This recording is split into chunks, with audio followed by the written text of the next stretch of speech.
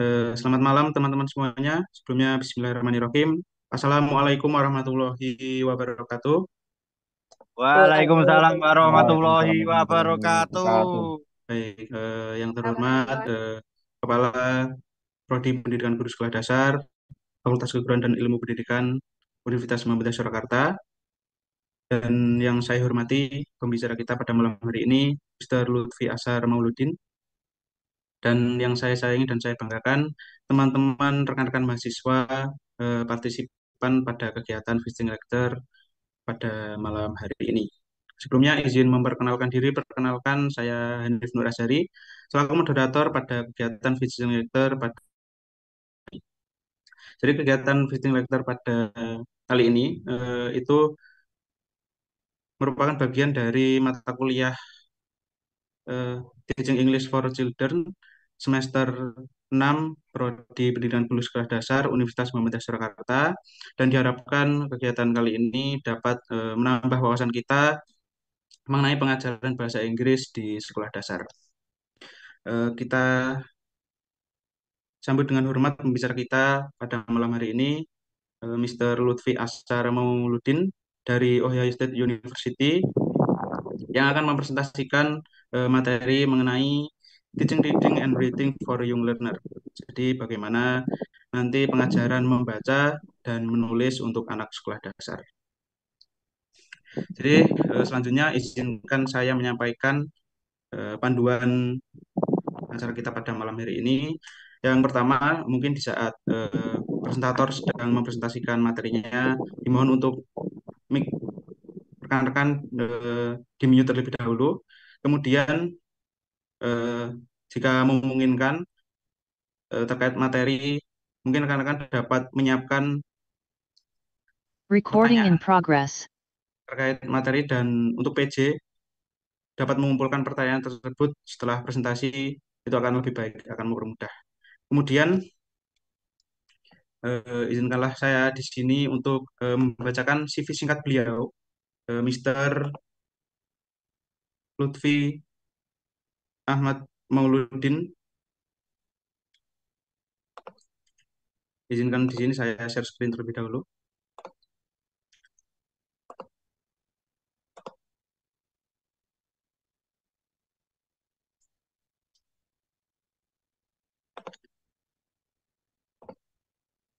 Recording stopped. Baik, izinkanlah saya membacakan secara singkat terkait CV dari beliau. Lutfi Asar Mauludin merupakan asisten profesor Fakultas Vokasi Universitas Airlangga, kemudian doctoral student Multilingual Language Education, The Ohio State University, College of Education and Human Ecology, skill professional with experience, expensive experience providing teaching of English as a foreign language and English specific purpose, research and communication service within the educator sector. Skill addition learning program, syllabus, and modules for English language teacher. Jadi minat penelitian beliau, yang pertama genre-based approach, kemudian session analysis, sistem functional linguistic, teaching and learning motivation, dynamic assessment in EVL classroom, teaching method to improve EVL reading and writing skill. Kemudian background pendidikan beliau, beliau kali ini sedang berproses menempuh pendidikan Doctor of Philosophy, Foreign Second and Multilingual Language Education, PhD 2023,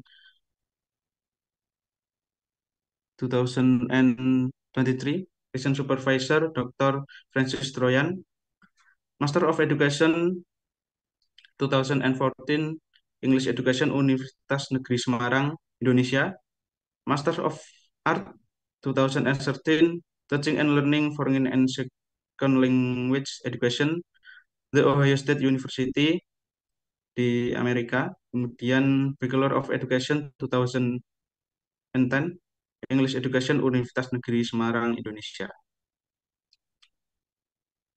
Mungkin sekian pembacaan CV singkat dari beliau. Kita akan langsung saja kita sambut pembicara kita pada malam hari ini. Please welcome Mr. Lutfi Ahmad Mauludin. Kami persilakan untuk bergabung ke presentasi, Mr. Baik, terima kasih. Assalamualaikum warahmatullahi wabarakatuh. Waalaikumsalam Waalaikumsalam warahmatullahi warahmatullahi Warahmatullahi wabarakatuh. wabarakatuh. Baik, terima kasih atas perkenalannya. Saya sangat senang sekali ya pada sekarang di Indonesia malam hari ya. Kalau saya di sini baru masih pagi hari ya. Kita jadi beda 12 jam, sekitar 11 jam. Jadi duluan di Indonesia daripada di sini.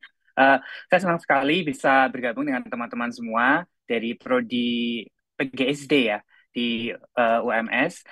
Pada malam hari ini saya akan menyampaikan materi yang tadi sudah disebutkan. Topiknya adalah Teaching English for Young Learners dan kita akan fokus ke reading and writing ya. Jadi membaca dan menulis.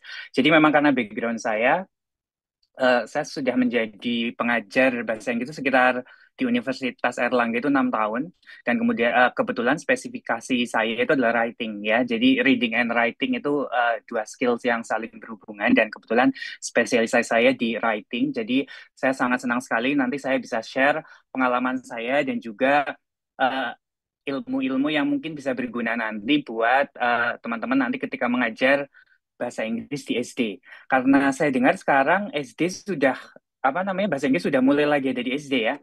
Karena dulu itu kan saya dengar itu kan kurikulumnya dihapus ya untuk bahasa Inggris, tapi sekarang sudah diadakan kembali. Baik. Sebelum kita mulai, saya ingin melakukan little survey ya. Jadi nanti saya presentasinya pakai bahasa Indonesia saja ya, tapi nanti untuk materinya mungkin dalam bahasa Inggris. Jadi biar teman-teman agak familiar ya dengan bahasa Inggris dan saya yakin gampang lah nanti kalau misalnya tidak tahu kan bisa di copy paste Google Translate atau AI itu sudah gampang ya. Nah, yang penting bisa familiar dulu. Oke, langsung saja sebelum kita mulai, saya akan memulai dengan survei. Apakah bisa dilihat Bisa, bisa, halamannya? bisa, bisa. Oke, siap-siap. Nah, jadi saya minta tolong join dulu ya. Nah,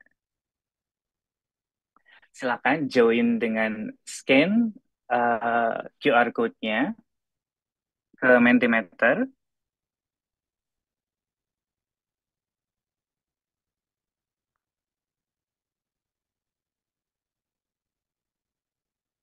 Kalau misalnya sudah berhasil, saya minta tolong thumbs up ya, pakai reaksi. Tanda boleh terserah reaksinya apa. Nanti kalau misalnya sudah berhasil ya.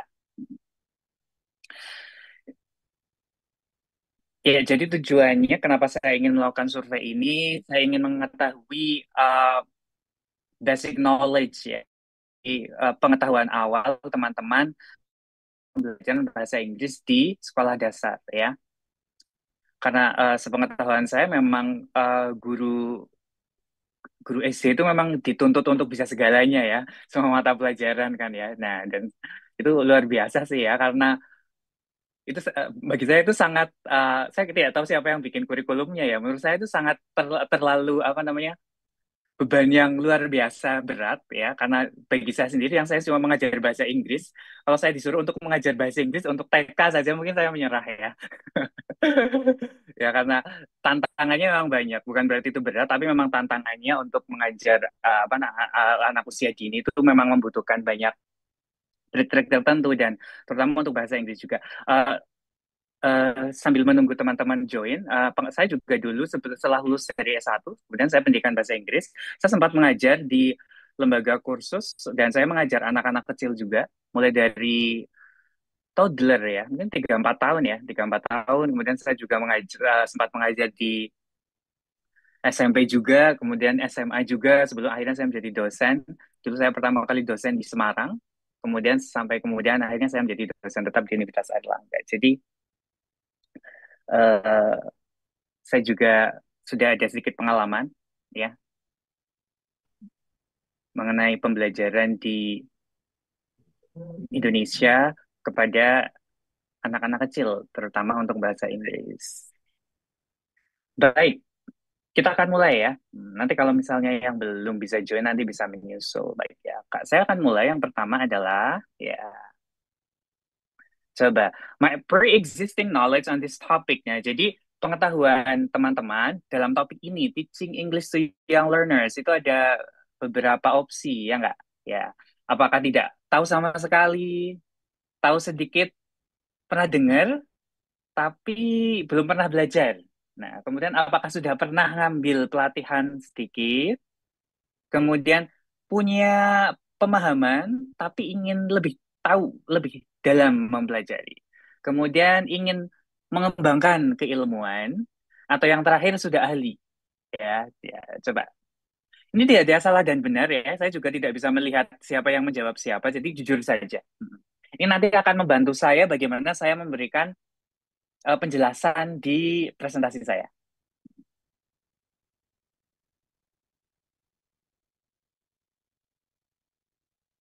Oh ya, nanti teman-teman juga kalau ada pertanyaan atau komentar bisa langsung di drop saja di chat ya. Feel free, tidak perlu misalnya menunggu saya selesai bicara, boleh langsung di drop di chat saja.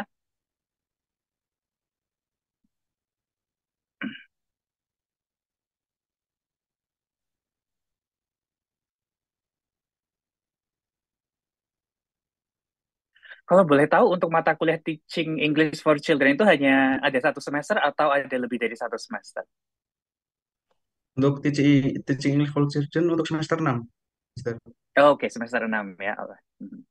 Tapi tahun ketiga ya, sebelum Iya. sebelum skripsian.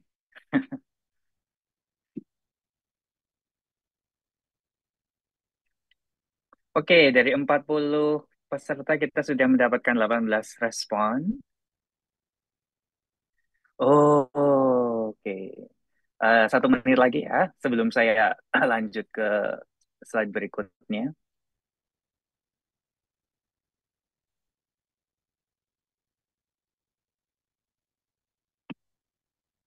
Ya, ya dari sini kita bisa melihat bahwa oh pernah dengar tapi belum pernah belajar ya. Tapi saya yakin semua teman-teman di sini pasti pernah belajar bahasa Inggris ya, sejak kecil ya. Oke, mungkin at least junior high school ya, SMP kan mulai ya. Saya nggak tahu apakah teman-teman mulai dari SD, karena di SD dulu sempat kurikulumnya dihapus.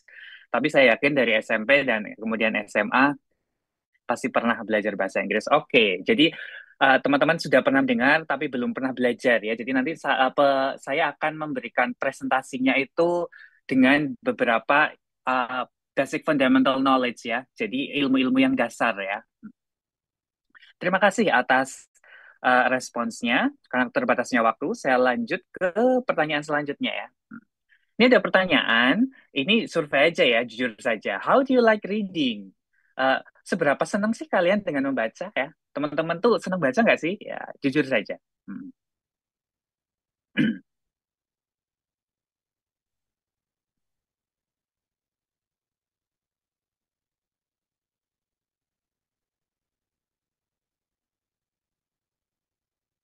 Oke, kita sudah memiliki beberapa respons. So far sekitar 6 ya. Jadi setidaknya nggak satu ya. Atau setidaknya tidak di bawah 5. Itu saya sudah bersyukur ya.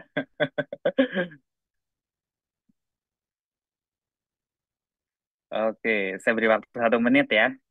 1 menit. Ya. Ya, karena topik pada malam hari ini adalah reading dan writing, jadi saya ingin mengetahui demografi saja, apa namanya, informasi demografis mengenai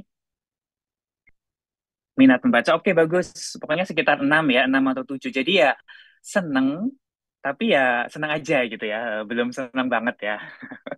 That's okay, nggak masalah ya. Oke, terima kasih atas responsnya. Kita lanjut ke pertanyaan berikutnya. How do you like writing? Nah, tadi kan membaca, sekarang menulis. Seberapa suka sih teman-teman terhadap menulis? Kalau nggak suka nulis, nggak suka gitu lah, I hate it, itu ya nggak apa-apa. Kalau suka banget ya boleh, I love it so much.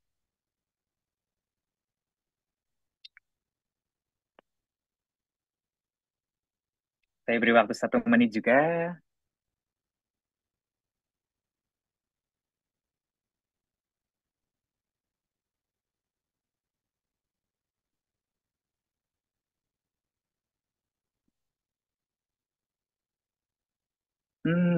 Oke, oke, oke, oke. Ya, jadi mirip dengan reading, writing ini juga eh, apa namanya sekitar 6 lah ya, 6 lebih 6. Jadi suka tapi yang nggak suka banget gitu ya. Nggak di banget. Ya, jadi ini adalah writing, writing itu menulis ya. Baik, selanjutnya, pertanyaan selanjutnya ini akan lebih ke opini ya. Jadi saat tadi kan saya sudah bertanya tentang reading dan writing. Nah, saya ingin teman-teman memberikan informasi saja ke saya apa itu literasi. Pakai bahasa Indonesia saja, nggak harus pakai bahasa Inggris ya. Ya, apa itu literasi menurut teman-teman ya? Hmm. Bebas ditulis, nggak usah pakai ChatGPT, sepengetahuan teman-teman saja ya. Apa itu? Ketika mendengar kata literasi itu apa sih? Tidak perlu panjang, boleh satu kata, boleh dua kata, nggak usah panjang-panjang ya. Pokoknya ketika mendengar kata literasi, kira-kira yang muncul itu apa sih? Gitu. Oke, bagus. Nah, mm, mm, sudah ada beberapa respon bagus.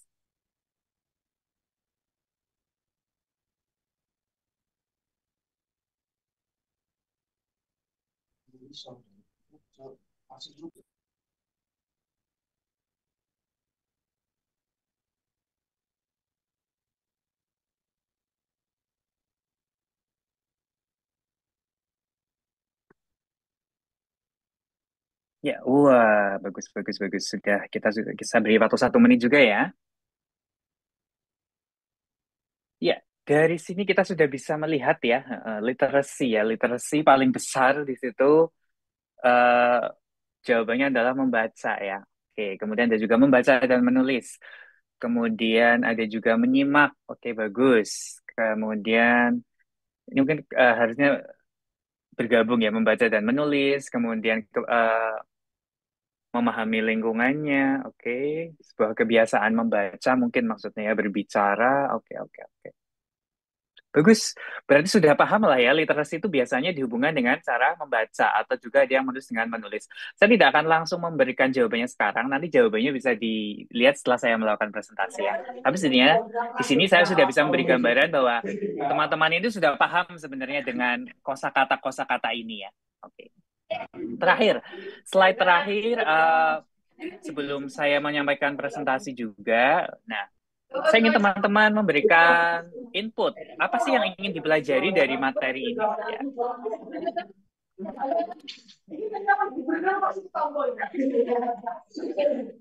Tidak perlu kalimat panjang, hanya satu kata, dua kata, atau mungkin topik apa sih yang ingin dipelajari, biar nanti bisa saya bahas. Ya, mungkin ada hal yang kurang paham, atau mungkin ada hal spesifik yang ingin saya tekankan.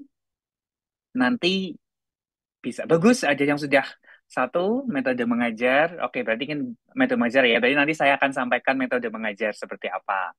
Kemudian, mungkin tidak bisa semuanya, tapi setidaknya nanti saya akan memberikan beberapa tips ataupun resources sehingga teman-teman nanti bisa explore ya. Bagaimana cara memulai? Oke, menyusun kalimat. Mm-mm. Bagaimana cara mulai ini dari awal sudah agak bingung ya. Tips belajar bahasa Inggris yang seru. Aduh, apa ini susah ini. Saya ini sampai sekarang S3 bahasa Inggris saja tidak bisa melihat serunya bahasa Inggris. Susah ya, bahasa Inggris itu susah. Jadi saya memang S3-nya bahasa Inggris di Amerika Serikat, saya dosen bahasa Inggris. Tapi saya tidak bisa menafikan kalau bahasa Inggris itu susah. Bahasa Inggris itu susah banget. Mm. Jadi teman-teman yang bisa belajar bahasa Inggris, even hanya bisa ngomong bahasa Inggris sedikit itu, saya sudah sangat mengapresiasi ya. Mengartikan dengan mudah, oh ini gampang sekarang banyak AI ya, udah Google Translate aja ya. Ya. Tapi apakah kita bisa apa namanya terus menggunakan AI? Nah itu beda beda topik sih. Tapi nanti saya akan memberikan beberapa tips-tips yang mungkin bisa berguna buat teman-teman ya. Cara pembelajaran yang menarik untuk peserta didik mengajar. Oke oke oke siap siap. Baik, saya sudah mempunyai gambaran umum ya mengenai demografis dan apa sih yang bisa saya sampaikan nanti strategi mengajar bahasa Inggris di kelas rendah. Oke, oke, oke. Siap, siap, siap. Terima kasih atas inputnya teman-teman ya. Langsung saja. Nah, dari masukan-masukan tadi, saya jadi bisa menavigasi nanti presentasinya akan seperti apa ya. Izinkan saya share untuk materi pada malam hari ini. Bisa dilihat presentasinya? Bisa, Bisa? Mister. Oke. Oke, nice. Ya, ini dalam bahasa Inggris, tapi jangan khawatir, nanti saya akan menggunakan bahasa Indonesia ya. Jadi teman-teman tidak perlu terlalu bingung. Yes. Eh, jadi, ya, topiknya adalah teaching English to young learners. Jadi, mengajar bahasa Inggris untuk peserta didik yang masih muda ya, young learners ya. Bahasa Indonesianya apa young learners itu ya? Ya, anak sekolah dasar ya, nggak cuma sekolah dasar. Sebenarnya learner itu mulai startnya itu dari kindergarten, ya.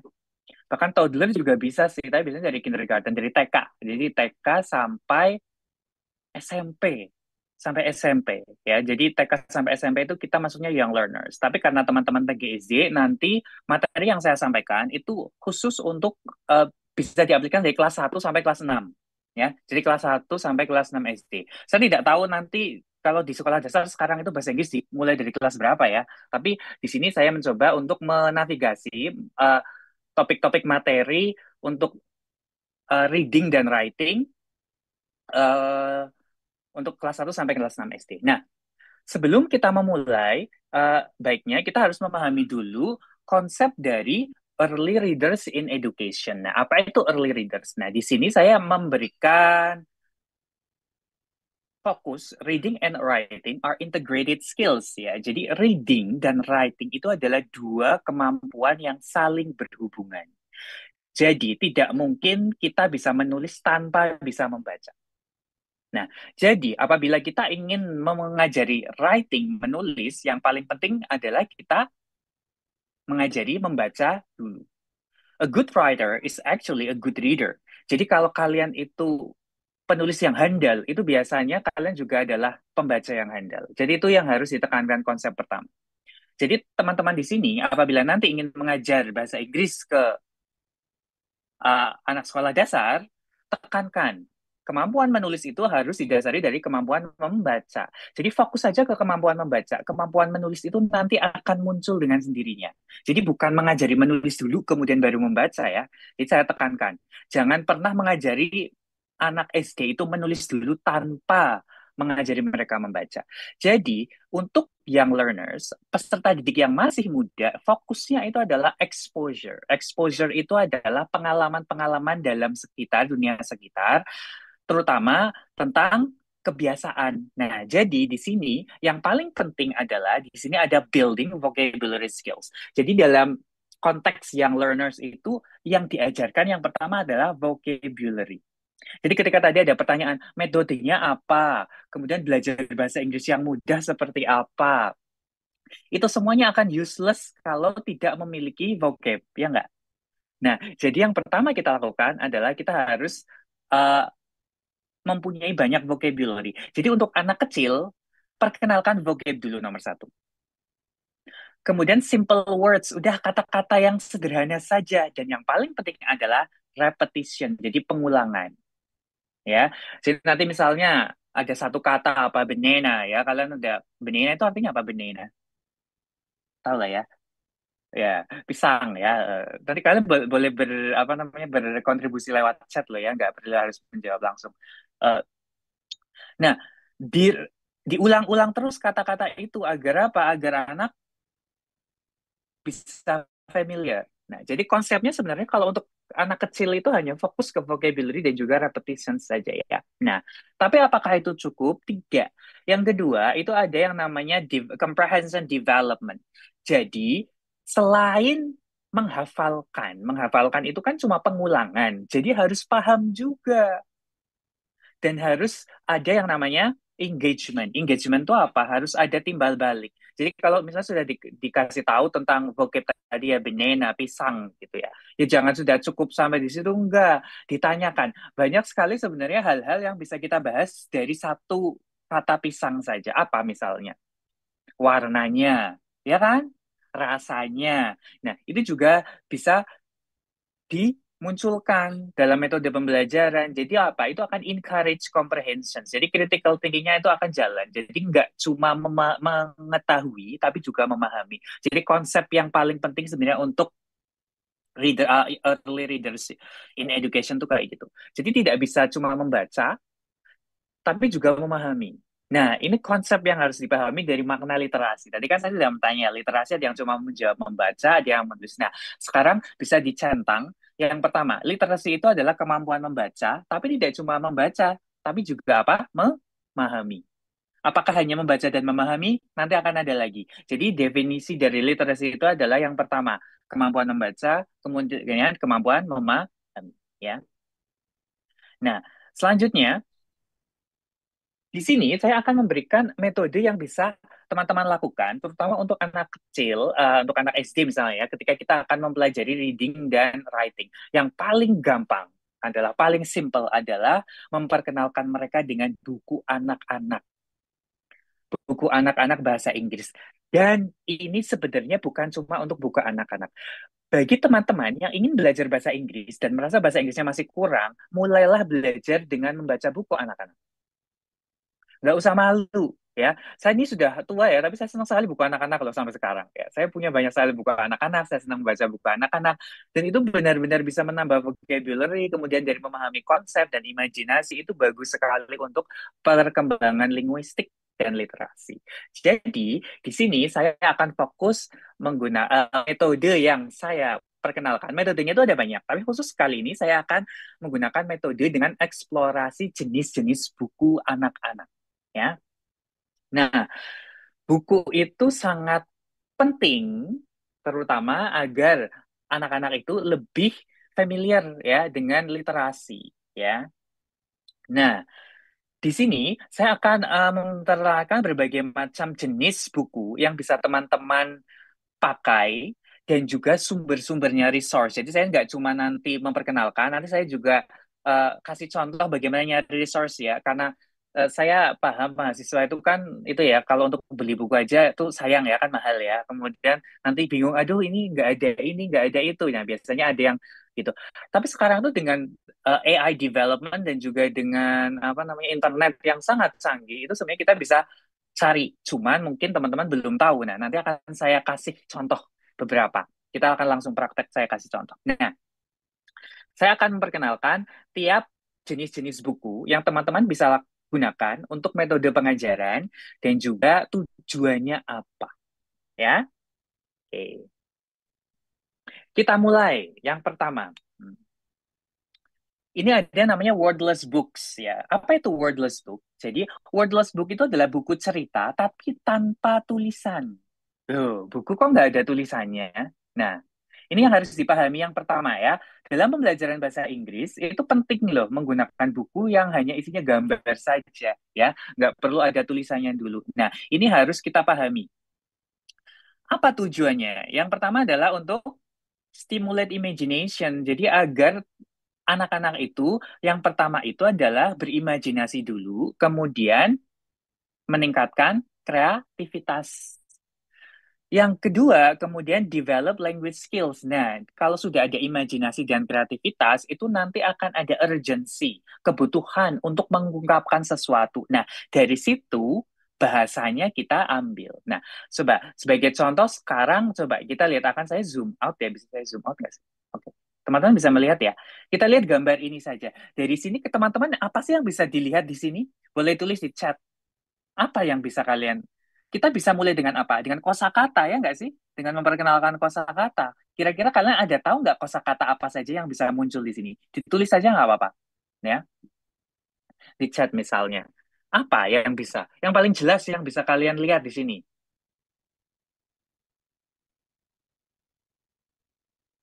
Kalau nggak tahu bahasa Indonesianya nggak apa-apa. Nanti saya bahasa Inggriskan ya. Di sini misalnya paling gampang nih ya. Betul, ada butterfly. Good.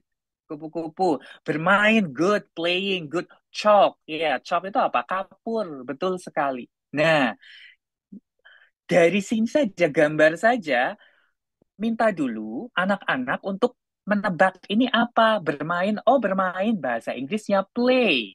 Repeat after me. Play. Nah, kayak gitu. Kalau cuma yuk kita belajar bahasa Inggris, play. Apa itu play? Yang nggak tahu. Mereka hanya bisa menghafal, tapi tidak memahami konsep. Ingat konsep tadi ya. Mengetahui kata dan juga memahami. Jadi membaca dan memahami itu harus berhubungan. Itu konsep literasi yang pertama. Ya. Nah, dengan adanya visualisasi seperti ini, jadinya bisa tahu. Writing betul sekali. Ini ada yang menulis drawing, very good. Ya, menggambar. Nah, tuh dari satu gambar kayak gini aja udah anak-anak udah belajar vocab banyak sekali kan. Nah, jadi itu contohnya ya. Nah, ini gambar ini saya ambil dari buku Wordless Book namanya Chalk. Nah, ini kan nanti slide-nya bisa di-share ya ke teman-teman. Nanti kalau kalian misalnya ingin tahu tentang Bill Thompson, itu Chalk, itu bukunya bagus-bagus banget. Memperkenalkan tentang berbagai macam vocabulary dan imajinasi, tapi wordless ya, tanpa tanpa kata-kata ya. Nah, itu yang pertama ya. Kemudian yang kedua adalah alphabet books. Nah, kalau tadi kita cuma gambar-gambar saja, sekarang teman-teman nanti bisa mulai step up. Step up yang selanjutnya adalah menggunakan alphabet books. Alphabet books itu adalah perkenalan alfabet. Nah, jadi nanti kalau ingin mengenalkan alfabet dalam bahasa Inggris, jangan cuma A, B, C, D gitu doang ya. Nah, dikasih tahu juga contohnya. Yang pertama ini adalah building vocabulary. Kemudian untuk letter recognition, jadi bisa mengetahui kata-kata. Saya akan zoom lagi di sini tentang yang buku ini ya. Oh sorry. Uh, Wait a moment. Kok malah jadi nggak bisa. Ups. Nah, oke, sorry. Jadi di sini kalau kita lihat di sini ada U. U itu adalah di sini gambarnya ada umbrella. Nah, bahasa Inggris itu kita harus memperkenalkan letternya dan juga jenis vocabnya karena apa? Penulisan dan pronunciation-nya itu berbeda. Nah, itu yang tantangan yang luar biasa kan. Nah, jadi teman-teman harus bisa menggunakan strategi ini, gunakan alphabet books ya. Di sini ada U, U itu adalah umbrella. Kemudian kalau C itu apa ini? C itu adalah, ada yang bisa menjawab? Gitu.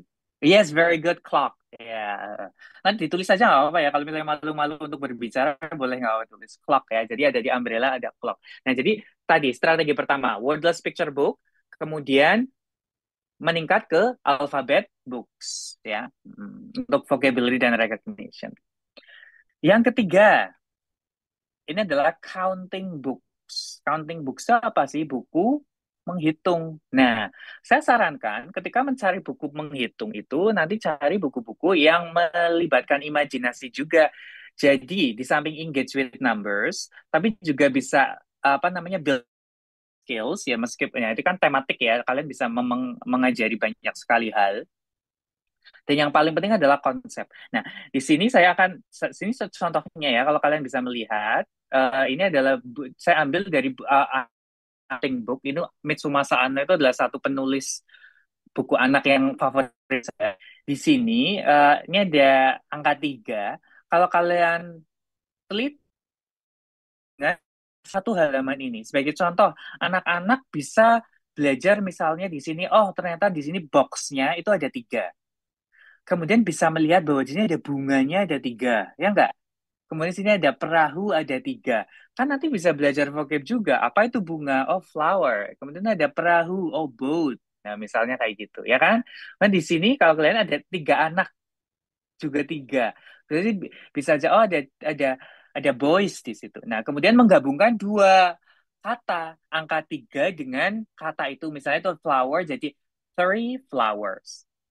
Itu ada bangunan itu building, berarti 3 buildings gitu loh ya. Jadi belajar kalimatnya tuh kayak gitu. Jangan diajarin subjek, verb, objek itu apa itu ya? Ini nggak bisa kalian ya. Yang tua aja bingung ya kalau subjek, verb, objek ya. Jadi dimulai dengan seperti itu. Ya, itu step-stepnya ya. Dimulai dari wordless, nggak usah ada kata-kata. Kemudian dilanjut dengan alfabet, kemudian dilanjut dengan counting ya. Dan itu nanti bisa diintegrasikan. Oke, ya. Itu yang ketiga. Selanjutnya, yang keempat, itu adalah konsep books. Nah, apa itu konsep books? Konsep books itu adalah buku yang fokus terhadap konsep tertentu. Kalau di sini, teman-teman bisa dilihat, yang sebelah sini ya, ini adalah konsepnya tentang apa kira-kira. Di sini ada kalimat kayak, we see a brown bear, a red bird. a green frog, a black sheep, a goldfish. Itu kan semua tentang apa? Warna, color. Nah, itu yang disebut dengan konsep book.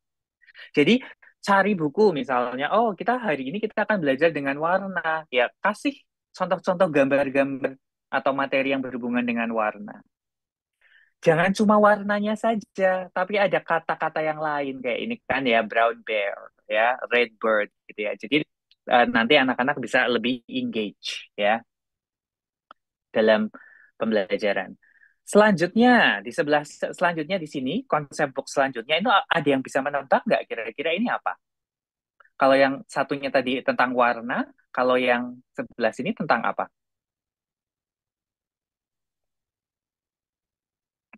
Iya, ini tentang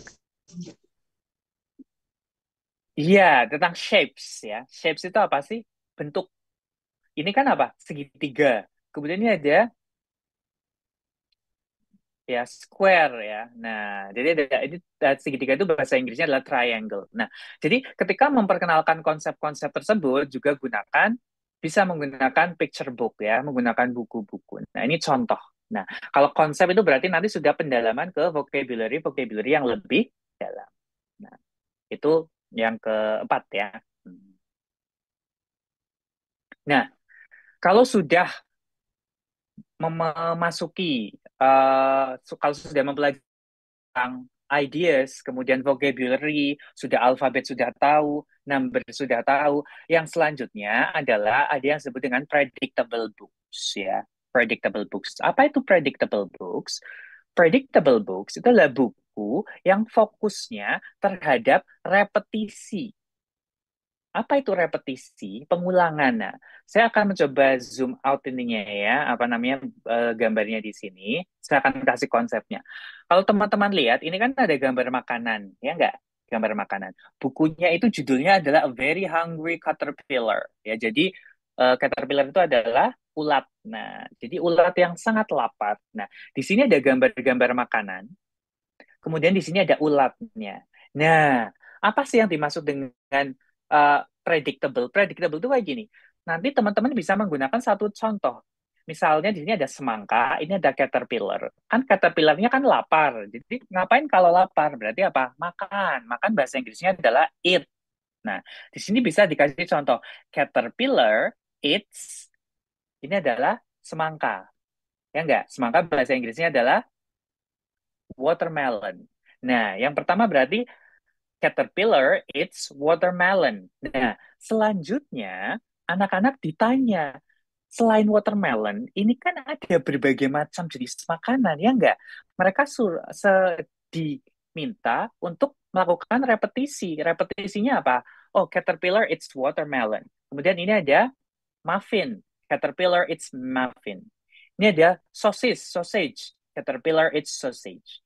Ini ada cake. Caterpillar eats cake. Nah, jadi saat belajar kalimat, penyusunan kalimat, gunakan gambar dan repetisi. Ya, itu adalah step selanjutnya. Oke? Nah, itu adalah predictable books. Dan paling bagus gunakan picture book. Saya selalu menyarankan pokoknya gunakan buku. Atau enggak harus buku. Mungkin teman-teman bisa ngeprint kemudian dikasih ya. Apa namanya, anak-anak bisa dikasih atau di LKS-nya misalnya buat LKS gunakan seperti ini ya. Ya, gitu. Jadi ini adalah untuk predictable books ya. Jadi saya akan ulangi ya. Pertama pakai wordless yang nggak usah ada gambar, nggak usah ada kata-kata dulu. Kemudian continue with alfabet, pengenalan alfabet. Kemudian counting, menulis. Kemudian konsep ya, konsep. Kemudiannya adalah predictable. Jadi dimulai dari vocab dulu. Kalau vocabnya udah banyak, baru menyusun kalimat. Dan kalimat pun kayak gini, masih Pak masih fokusnya ke vocabulary juga. Jangan langsung disuruh bikin ribuan kalimat itu ya, nanti pusing ya. Gurunya aja pusing ya. Oke. Ya, jadi itu.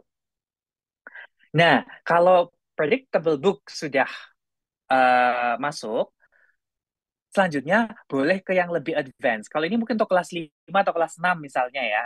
Kita masuk ke storybooks. Nah, storybooks itu adalah sudah mulai ada kalimat-kalimat, ada kata-katanya banyak. ya. Nah, storybooks itu biasanya bagusnya yang pertama adalah untuk foster imaginations ya. Jadi imagination sama critical thinking itu bagus sekali. Kalau teman-teman saya boleh cerita sedikit, saya tuh dulu tertarik bahasa Inggris itu setelah membaca buku Harry Potter ya. Saya nggak tahu apakah teman-teman tahu Harry Potter ya. Waktu saya masih SMP, saya membaca buku Harry Potter itu fiksi ya, fiksi tentang sihir ya. Tapi somehow itu tuh banyak sekali insight-insight bagus yang membuat saya itu kemudian bermimpi menjadi seperti saya sekarang. Nah, jadi anak-anak itu sebenarnya harus diberi kebebasan untuk berimajinasi. Dan critical thinking itu akan otomatis itu akan berkembang apabila kita memberikan kesempatan untuk berimajinasi. Nah, kemudian picture book itu bagusnya juga ada ilustrasi. Jadi nanti sama seperti itu wordless tadi ya, di samping kita membaca apa namanya eh, kalimat, kita juga fokus ke gambarnya. Kita bisa mendiskusikan tentang gambar-gambar tersebut kira-kira tentang apa dan seterusnya. Oke, ya. Yang terakhir, nah yang terakhir adalah non-fiction. Nah, jadi kalau tadi fiction itu aja non-fiction juga. Jadi kita harus apa namanya setelah mereka memahami tentang fiction itu kan lebih menarik ya. Biasanya kalau sudah kelas 5 atau kelas 6 sudah materinya itu lebih berat, kita bisa memberikan informasi pengetahuan umum. Bagusnya menggunakan apa? Picture book juga. Biar apa? Biar menarik ya enggak. Ini ada buku namanya buku dari Jason Chen ya, judulnya Grand Canyon. Kalian Google, Jason Chin itu dia penulis non-fiction dari Amerika Serikat yang fokusnya terhadap non-fiction tuh dengan ilustrasi-ilustrasi yang sangat bagus ya. Jadi teman-teman nanti bisa lihat bagaimana untuk apa namanya uh, inspirasi ya untuk mengajarkan non-fictions kepada peserta didik ya. Nah, itu adalah jenis-jenis picture book. Nah, kemudian tadi ini kan membaca ya. Nah, membaca ini sudah saya jelaskan tadi lah. Jadi kita harus menggunakan berbagai macam jenis buku. Sekarang hubungannya dengan writing itu apa sih ini? Engaging students through collaborative storytelling. Apa itu kolaboratif? Jadi harus kolaborasi. Jadi karena reading itu hubungannya dengan writing. Jadi misalnya setelah mengajar reading vocabnya apa, dikenalkan eh, kata-katanya, baru anak-anak disuruh praktek menulis. Jadi selain diucapkan juga ditulis. Jadi itu kolaboratif ya. Jadi reading itu harus disertai dengan writing. Writing harus disertai dengan reading. Untuk yang learners itu seperti itu. Karena saya yakin teman-teman kalau udah dewasa saja kalau menulis tanpa sumber itu kan susah ya. Ya, jadi memang harus ada reading dan writing itu adalah berhubungan satu sama lain. Oke, itu adalah materi utamanya. Karena waktunya terbatas ya, saya akan berikan contoh resources di sini. Di sini adalah resources untuk buku cerita anak-anak gratis dalam bahasa Inggris. Silakan bisa dilihat semuanya. Let's Read Asia, Literacy Cloud, Book Desk, Bookspring, Storyweaver, Learning Resource Network. Ini saya carikan yang gratis dan beberapa bisa di-download. Beberapa bisa di-download, beberapa kayaknya semua. Jadi nanti teman-teman bisa dilihat satu-satu. Ini adalah contoh-contoh resources untuk buku anak-anak yang bisa dipakai. Nanti bisa tinggal di search aja kalau mau tentang counting ya counting vocab tentang vocab atau nanti bisa dieksplor. Saya yakin teman-teman lebih ahli lah biasanya mahasiswa itu lebih pintar dalam mencari sumber-sumber ya. Ya, saya rasa itu yang bisa saya sampaikan. Mungkin ada pertanyaan.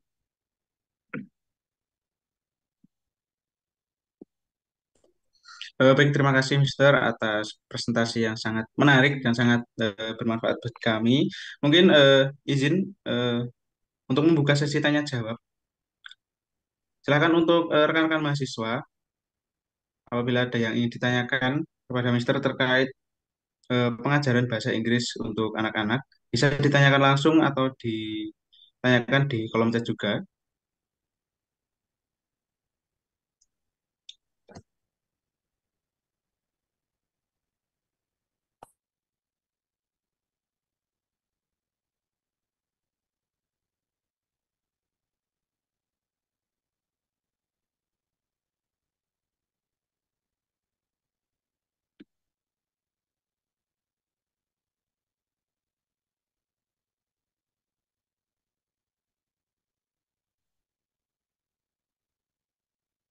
Ya, silakan. Oh ya, baik. Izin bertanya, Mister. Eh, Ya. Tadi kan terkait dengan kemampuan membaca dan menulis.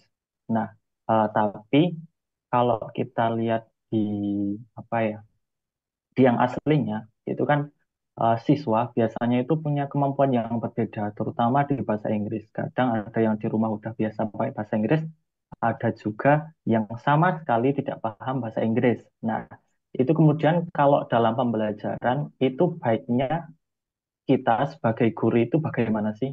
Seperti itu. Terima kasih. Oke, ya, terima kasih ya. Wow, itu adalah one million dollar questions ya. Itu pertanyaan yang selalu muncul ketika kita mengajar ya. Memang betul. Jadi sebagai guru nanti kita harus memahami bahwa setiap peserta didik itu memiliki kemampuan yang berbeda. Bagaimana kalau misalnya anak-anak memiliki kemampuan yang berbeda dengan satu sama lain? Nah, itulah kenapa saya sarankan kalian menggunakan picture book. Kenapa? Karena picture book itu strateginya adalah kita bisa menggali critical thinking bahkan bagi anak-anak yang sudah pinter. Kayak misalnya tadi, kita ada wordless picture book ya.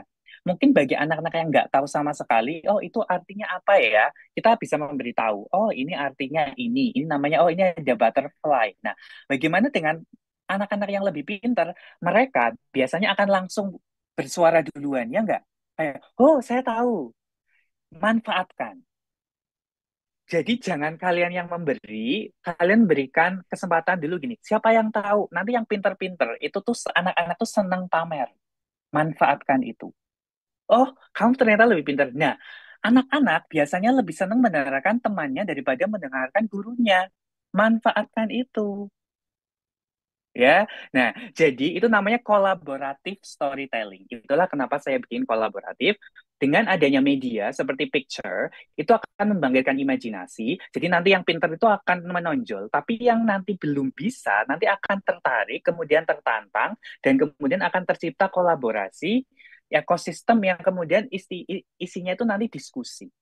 Kalau dalam teori pembelajaran, teorinya namanya Zone of Proximal Development dari Vygotsky. Jadi, gini, sebelum anak didik itu bisa menyelesaikan masalah pribadi, harus ada kondisi di mana kita memberikan bantuan. Bantuan itu bisa langsung dari guru atau dari temannya yang lebih pintar.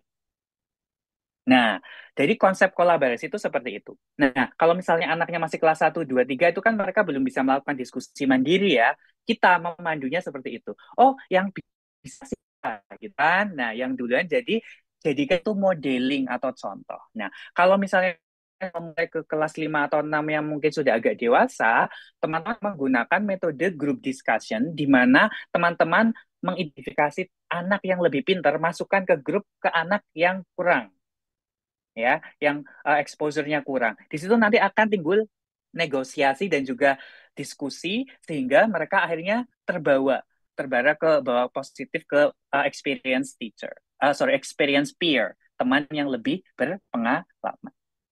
Begitu. Apakah menjawab pertanyaan? Sudah, sudah. Oke, good, very good questions. Itu pertanyaan sangat bagus. Oke.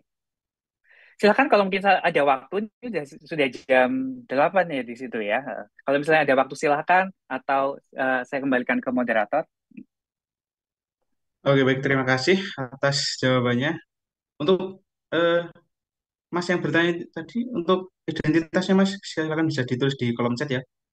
Untuk teman-teman yang lain mungkin ada yang ingin bertanya. Satu penanya lagi mungkin.